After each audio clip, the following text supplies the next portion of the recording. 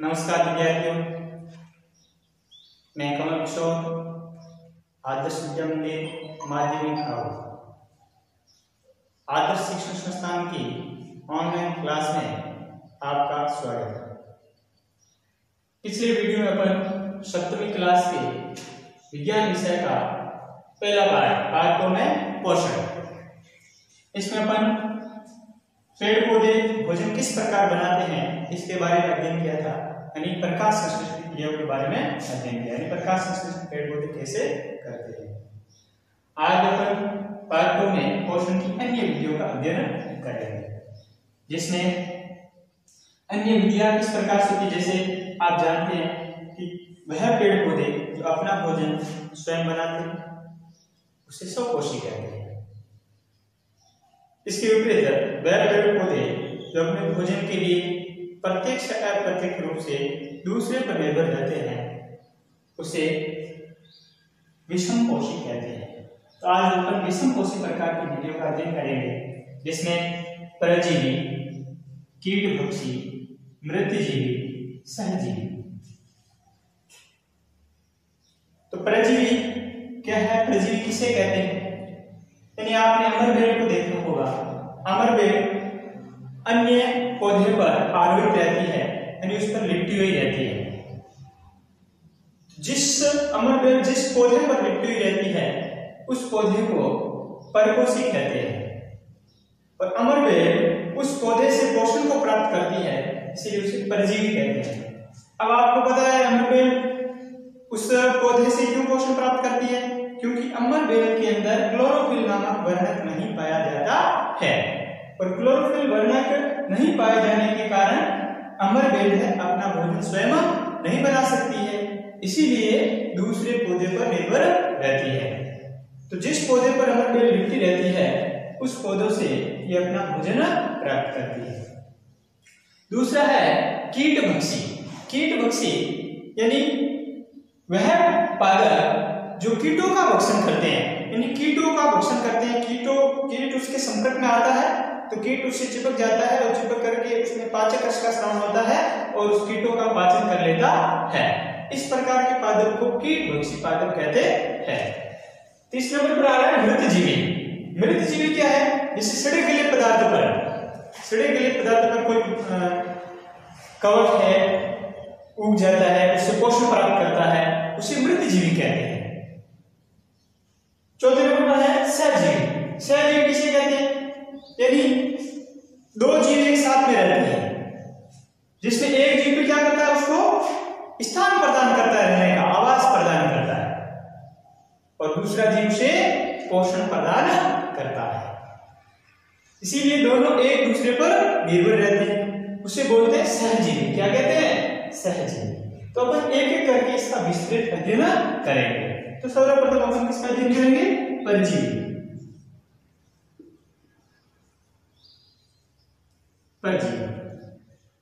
परजीवी किसे कहते हैं? यानी अमर बेल जैसे पादप। अमर बेल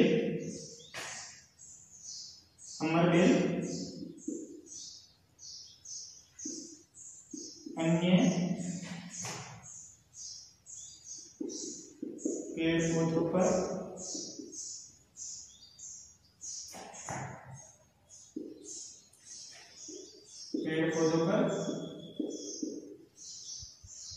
लिपटे रहती है, अन्य पेड़ पौधों पर लिपटे रहती है। उन पौधों को परपोषी कहते हैं, और परपोषी से अमर बेल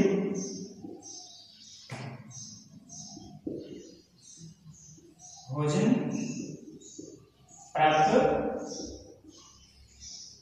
करती है, इसलिए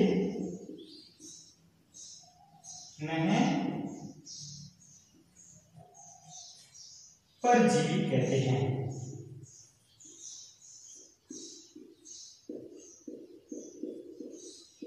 परजीवी कहते हैं।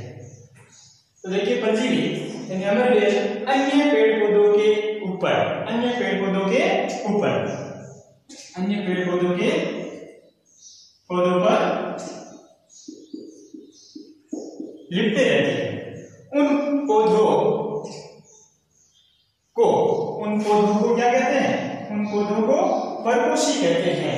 परपोषी से अमरबेल भोजन प्राप्त करती है, इसलिए उन्हें परजीवी कहते हैं। यहाँ पर दो परिभाषा बन रही है, एक तो किसकी बन रही है? परपोषी की, और दूसरी बन रही है परजीवी। तो परपोषी किसे कहते हैं? यानी अमरबेल जैसे पादप जिस पौधे पर लिपटा रहता है उस पौधे को परपोषी कहते हैं। और अमरबेल जिस पौधे पर लिपटा रहता है उस पौधों से पोषण प्राप्त करती है, इसलिए अमरबेल को क्या कहते हैं? परजीवी कहते हैं। क्यों कहते हैं? क्योंकि अपने जीवन के लिए दूसरे पौधे पर आश्रित रहती है, इसीलिए इसे परजीवी कहते हैं। क्योंकि अमरबेल के अंदर क्लोरोफिल अनुपस्थित होता है। अमरबेल में क्लोरोफिल वर्णक नहीं पाया जाता है, इसलिए ये अपना भोजन स्वयं नहीं बना सकती है। दूसरा अपन पढ़ेंगे कीटभक्षी को।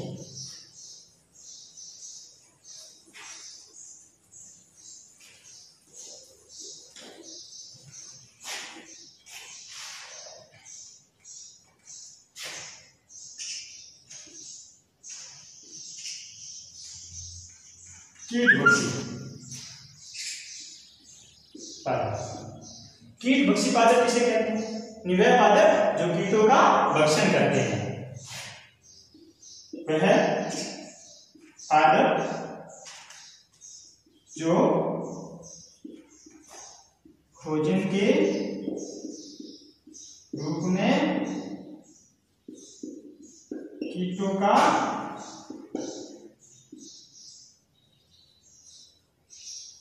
भक्षण कर उन्हें पचा लेते हैं। उन्हें कीटभक्षी पादप कहते हैं।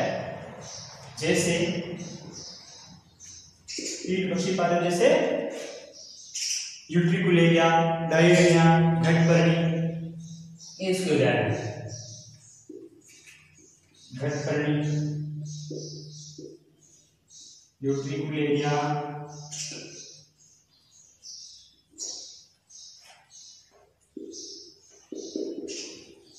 डायरिया आदि। तो देखिए कीटभक्षी पादप किसे कहते हैं? यानी वह पादप जो भोजन के रूप में कीटों का भक्षण कर उन्हें पचा लेते हैं, उसे कीटभक्षी पादप कहते हैं। जैसे घटपर्णी, यूट्रिकुलेरिया और डायरिया, ये कीटों का भक्षण करते हैं, इसीलिए इसे कीटभक्षी पादप कहते हैं। ये कीटों का भक्षण कैसे करते हैं, इसकी संरचना कैसी होती है, तो इसके बारे में अपन घटपर्णी का उदाहरण है लेकर के घटपर्णी को आप समझेंगे। घटपर्णी की संरचना कैसी होती है, ये कीटों का भक्षण कैसे करते हैं, इसका पाचन कैसे करते हैं।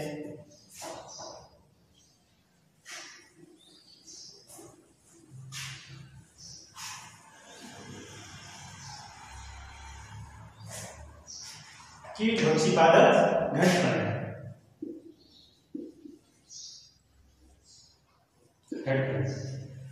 घटपर्णी पादप है, इस पादप की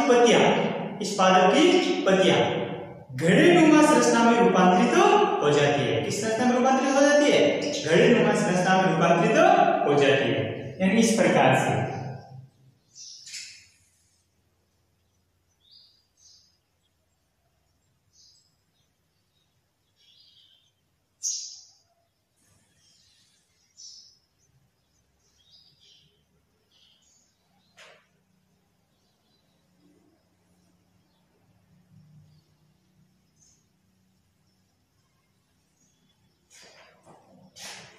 और यहाँ अंतिम सिरा है, उस प्रकार से ढक्कनुमा संरचना का निर्माण करते हैं। इसके अंदर आंतरिक संरचना इस प्रकार से शाखा से जुड़ा रहता है, पत्तियां होती है यहाँ अंतिम सिरे पर।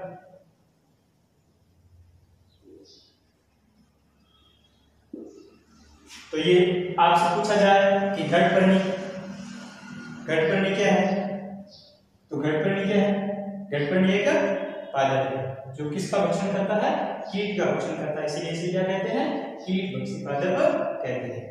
तो ये जो घड़ेनुमा संरचना है, ये इस पादप की पत्तियों का रूपांतरित भाग है। पत्तियां ही घड़े के रूप में रूपांतरित होती है।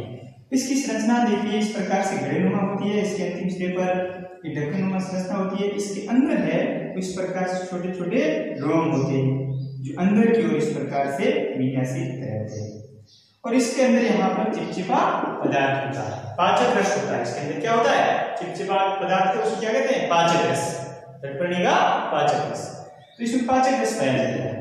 जैसे ही कीट है पुष्पों से या फूलों से पत्तियों से आकर्षित होता है, इसकी गंध से आकर्षित होकर जैसे ही यहाँ पर बैठता है, जैसे यहाँ पर आकर के कोई मक्खी या जो भी है कीट आकर के बैठता है, तो जैसे आकर के बैठता है तो इस चिपचिपे पदार्थ से चिपक जाता है। ये इस प्रकार से चिपक जाएगा तो आगे बढ़ सकता है, लेकिन पीछे की ओर नहीं बढ़ सकता, क्योंकि ये जो रोम है इस प्रकार से अंदर की ओर विन्यासित होते हैं।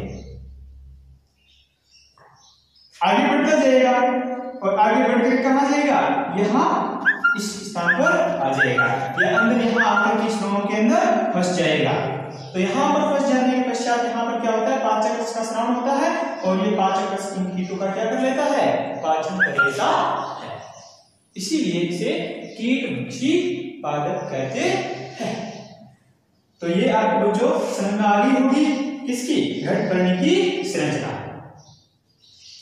इस प्रकार से ये घटपर्णी है, पोषण करता है, यानी अपना भोजन प्राप्त करता है।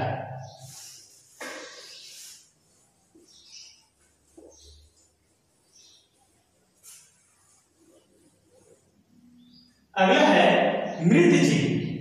कौन से पादप? मृतजीवी पादप। मृतजीवी पादप, मृतजीवी पादप इसके अंतर्गत कौन कौन से आते हैं? जैसे आपने खेत के अंदर खुम्बी उगी हुई देखी होगी, छत्रक, एगेरिकस जिसे कहते हैं। इस छत्रक या एगेरिकस ये कहां पर उगते हैं? ये सड़े गले पदार्थों पर उगते हैं। कहां पर उगते हैं? सड़े गले पदार्थों पर। यानी कोई लकड़ी है, सड़ी गली है या गोबर है, उस स्थान पर ये उग जाती है, इसीलिए इसे मृतजीवी पादप कहते हैं। ये जो छत्रक है, खुम्बी है, ये क्या है? एक मृतजीवी पादप है। ये कवक है, मृतजीवी क्या है? कवक है। ये पादप के अंतर्गत ही आता है।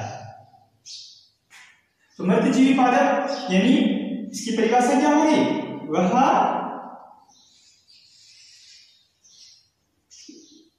पादप या कवक, पादप कवक, वह पादप कवक जो सड़ी गली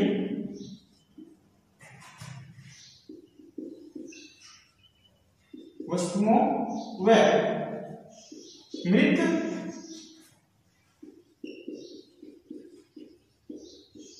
प्राणियों या पादप पर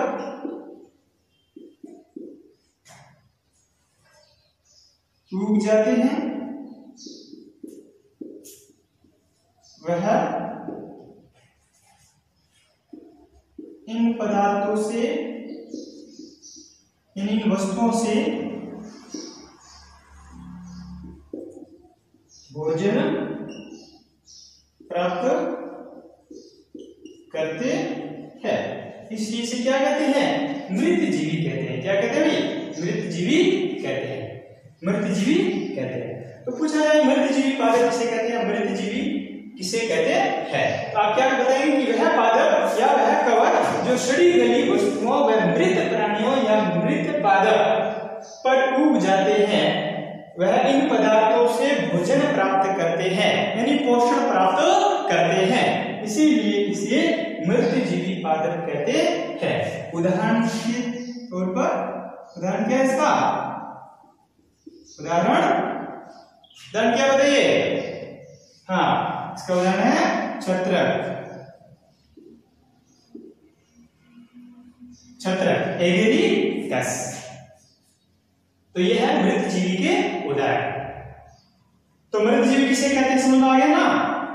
ठीक है, अगला है मृतजीवी का दूसरा इसका उदाहरण ले तो आपने बांस की रोटी, ठंडी रोटी देखी होगी, ब्रेड। और जब वर्षा के समय में या नमी वाले स्थान पर जब रखी होती है ब्रेड को, तो उस पर एक दो दिन के पश्चात उस पर आपको सफेद सफेद से जाले नजर आते हैं। ये जाले किसके हैं? कवक के होते हैं। किसके होते हैं? कवक के होते हैं। इस कवक का नाम क्या है? राइजोपस कवक। क्या नाम है? राइजोपस कवक। तो राइजोपस कवक भी क्या है? मृतजीवी है। राइजोपस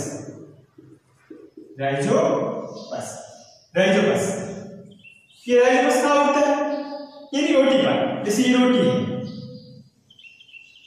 ब्रेड है, ये नमी वाले स्थान पर या वर्षा के समय में जब बासी रोटी हो जाती है, 24 घंटे या 72 घंटे हो गया बनाए हुए इससे, तो इस पर क्या है?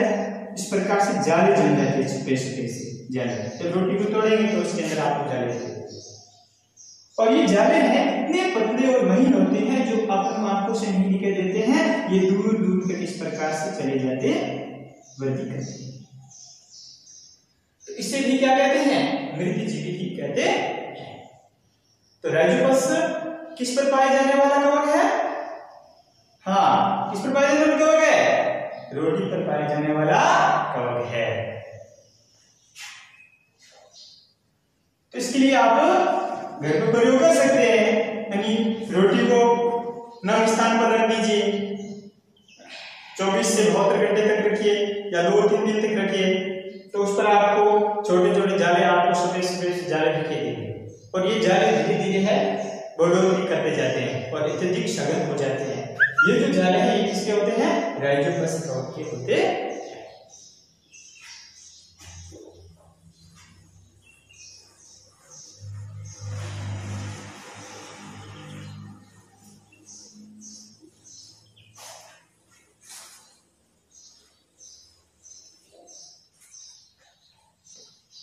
अगला है सहजीवी।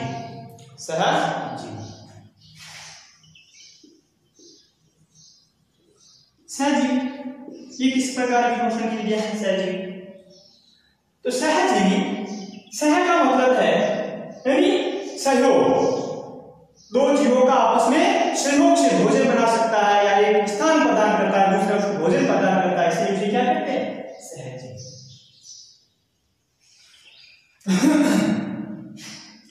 सहजीवी तो अपन क्या कह सकते हैं? स्थान व यानी आवास व भोजन को बांटते हैं और आपस में एक दूसरे पर निर्भर रहते हैं, उसे सहजीवी कहते हैं। तो अपन इसमें कह सकते हैं स्थान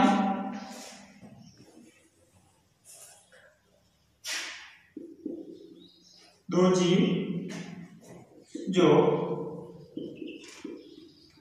आपस में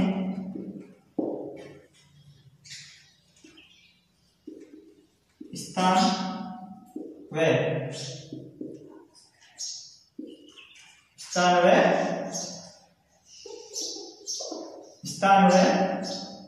भोजन को बांटते हैं, यानी एक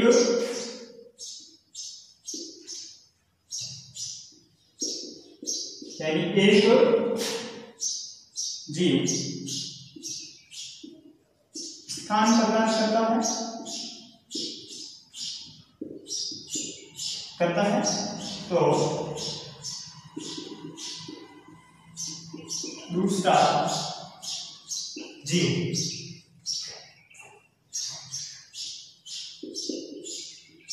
भोजन प्रदान करता है,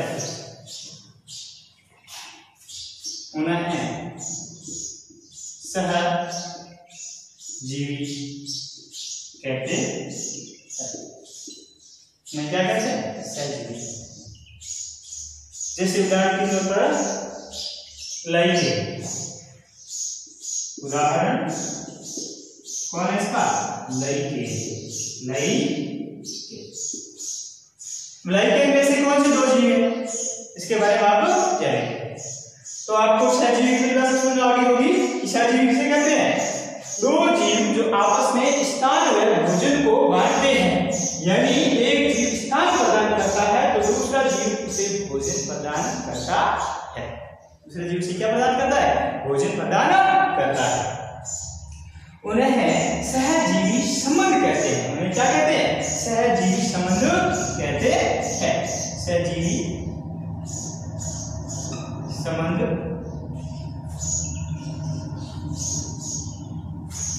सहजीवी संबंध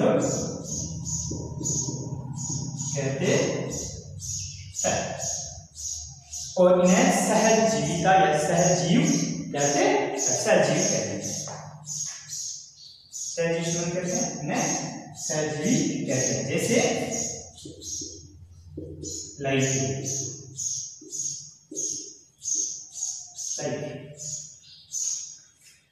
लाइके क्या है?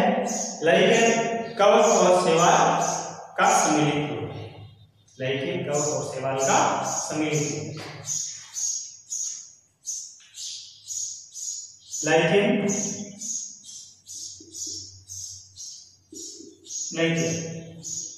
में क्या होता है? कवक और शैवाल। कवक क्या करता है? शैवाल को स्थान प्रदान करता है रहने के लिए। क्या प्रदान करता है? स्थान प्रदान करता है। कवक स्थान प्रदान करता है। किन्हें स्थान प्रदान करता है? शैवाल को रहने के लिए स्थान प्रदान करता है। और शैवाल क्या करता है? शैवाल क्या करता है? भोजन बनाता है। प्रकाश संश्लेषण की क्रिया उसके अंदर संपन्न होती है तो भोजन बनाता है। नील हरित शैवाल होता है। इसके साथ में कौन सा शैवाल होता है? नील हरित शैवाल। तो नील हरित शैवाल क्या करता है? भोजन बनाता है।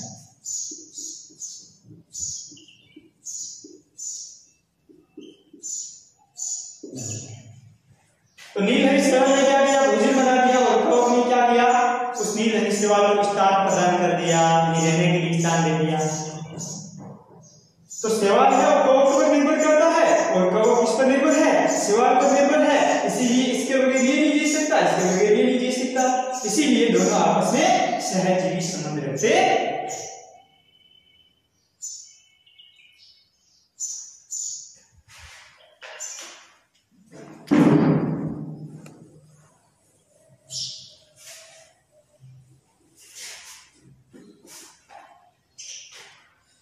इसी तरह पर सहजीवी जैसे अपना और कुछ उदाहरण देते हैं। साथ राइजोबियम जीवाणु के बारे में पढ़ा है। राइजोबियम जीवाणु क्या करता है? नाइट्रोजन का स्थिरीकरण करता है। लेकिन राइजोबियम जीवाणु फलीदार पादपों की जड़ों में रहकर, इस पादपों की जड़ों में रह करके, फलीदार पादपों की जड़ों में रह करके मृदा के अंदर आ जाता है और जड़ों में रहकर कोई क्या करता है? उससे पोषण प्रदान करता है और उसके बदले में उसे ये क्या देता है? नाइट्रेट देता है। कौन नाइट्रेट प्रदान करता है? राइजोबियम। तो राइजोबियम और जो फलीदार पादप है उसके मध्य भी सहजीवी संबंध पाया जाता है। तो ये हो गई है आपके पादपों में पोषण की अन्य विधियां।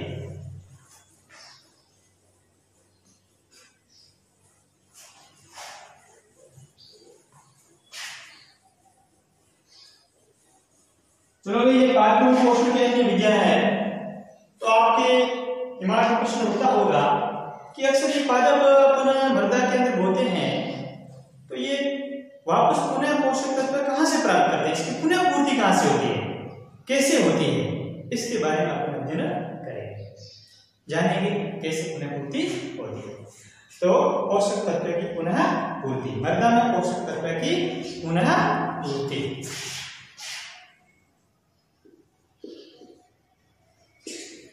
मृदा में पोषक तत्व की पुनः पूर्ति, मृदा में पोषक तत्व की पुनः पूर्ति। तो आपने देखा होगा किसान क्या करता है, फसल बोते हैं और साथ साथ में पशु का पालन भी करते हैं ना बच्चों। हाँ, तो पशुपालन क्यों करते हैं, तो पशु से अपन को क्या है, कुछ उत्पाद प्राप्त होता है, जैसे दूध है, ऊन है, मांस है, अंडे है, इस प्रकार के उत्पाद प्राप्त होते हैं, इसलिए पशु पालते हैं किसान। इसके अलावा और क्या प्राप्त होता है, गाय भैंस बकरी से क्या प्राप्त होता है, दूध के अलावा क्या प्राप्त होता है, हाँ गोबर। गोबर क्या है, गोबर एक पोषक तत्व की तरह कार्य करती है।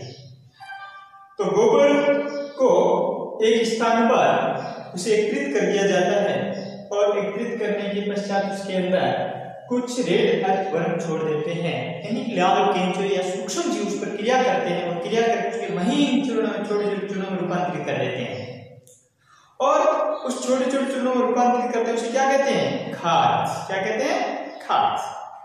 तो इस खाद में किसान क्या करते हैं, जब फसल बोते हैं उससे पहले क्या करते हैं, खेत के अंदर मिट्टी मिला देते हैं, छिड़क देते हैं।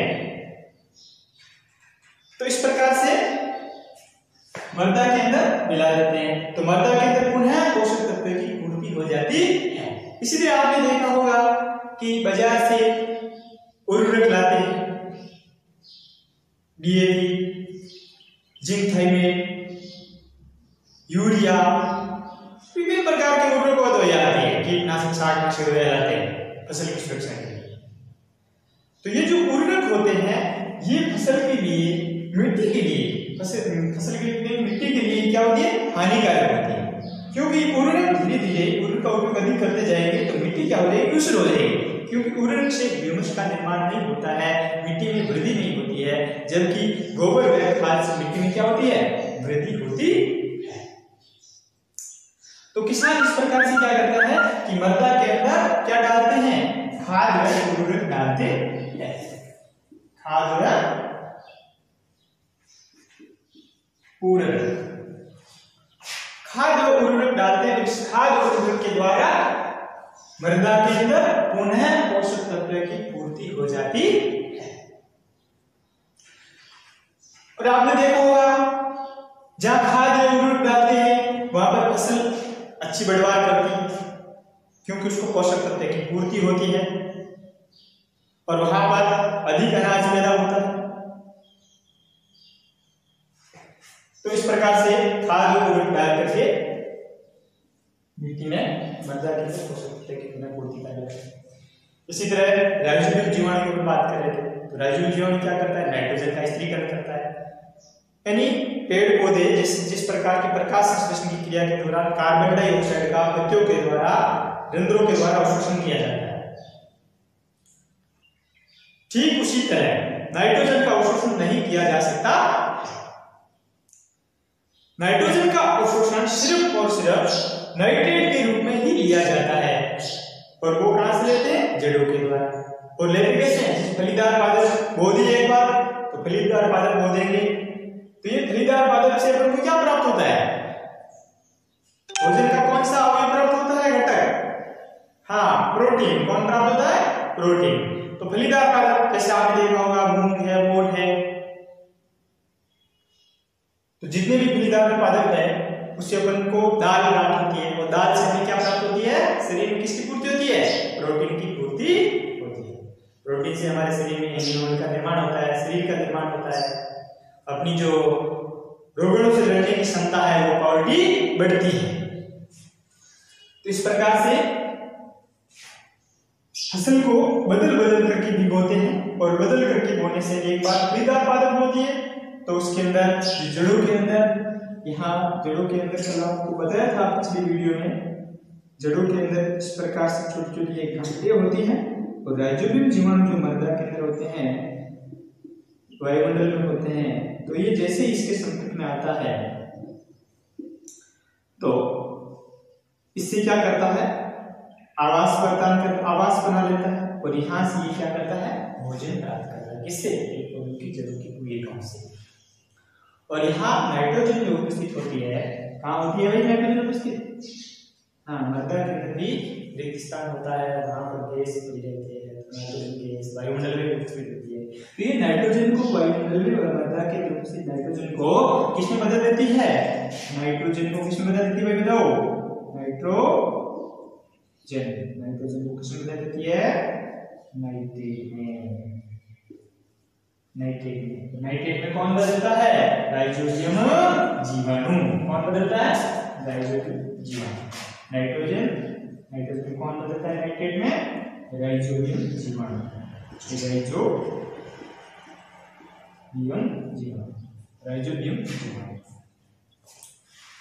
राइजोबियम जीवाणु किसमें बदल देता है? नाइट्रेट में बदल देता है। और नाइट्रेट का उपयोग है वो पेड़ पौधे कर लेते हैं और इससे किसका निर्माण होता है पेड़ पौधों में? नाइट्रेट से किसका निर्माण होता है? हाँ, प्रोटीन का निर्माण होता है, प्रोटीन का संश्लेषण होता है। तो इस प्रकार से ये मृदा के अंदर प्रोटीन जो है पौधों के अंदर बनाने की क्षमता बनाए रखती है, क्योंकि ये राइजोबियम जीवाणु है, ये कार्य करता है, नाइट्रोजन को नाइट्रेट में बदल देते हैं। तो इस प्रकार से फलीदार पादप और इस प्रकार से बदल कर फसल बोई जाती है। इसके अलावा ये जो बदलने का कार्य राइजोबियम करता है, इसके अलावा और कौन कौन सी क्रिया है जिसके दौरान नाइट्रोजन को नाइट्रेट में बदला जा सकता है, नाइट्रेट्स में बदला जा सकता है? जैसे तड़ित झंझावात, यानी बरसात होती है, बिजली चमकती है, कड़कड़ाहट की आवाज आती है, तो जो बिजली चमकती है तो इसके अंदर आवेश उत्पन्न होता है वायुमंडल के अंदर, तो ऑक्सीजन और नाइट्रोजन के साथ में क्रिया हो जाती है, और ऑक्सीजन और नाइट्रोजन के साथ में क्रिया होती है तो क्या बन जाता है भाई? क्या बन जाता है भैया बहनों? नाइट्रेट बन जाता है।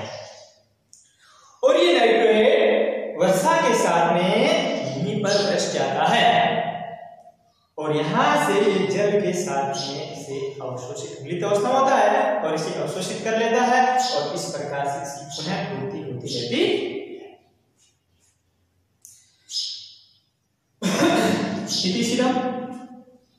धन्यवाद।